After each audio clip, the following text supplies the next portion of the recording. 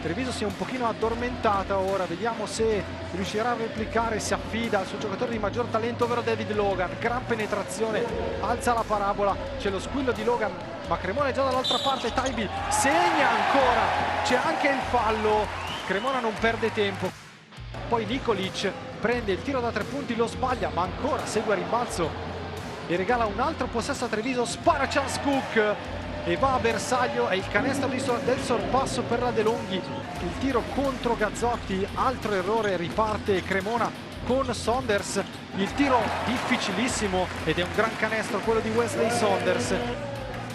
Treviso che ha trovato il -1 con Fotu, mentre Cremona dall'altra parte con una bellissima giocata.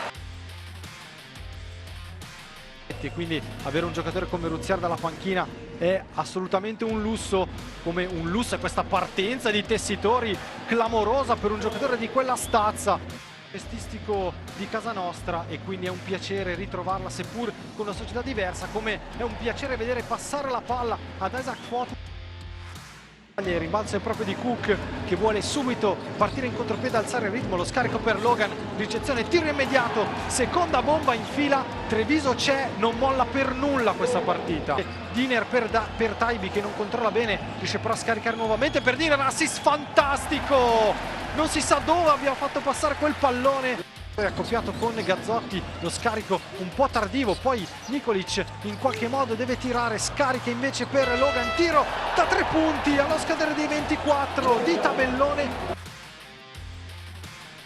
E ora è Cremona che prova a sfruttare il momento, lo sfrutta bene Saunders, gran tripla, nuovamente più 4.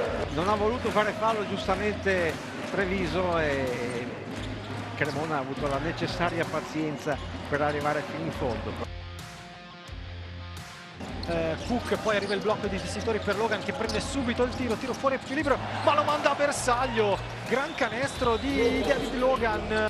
Vediamo se c'è il blocco per liberare Logan, no, invece si serve. Cook nell'angolo, un tiro affrettato, forse anche forzato, finisce addirittura sulla struttura, poi Cook dall'altra parte rimonta e va a stoppare. Treviso decide di non spendere il fallo e dunque finisce qui al Palaradi. La Vanoli Cremona con un po' di fatica riesce a superare una comunque coriacea De Longhi Treviso.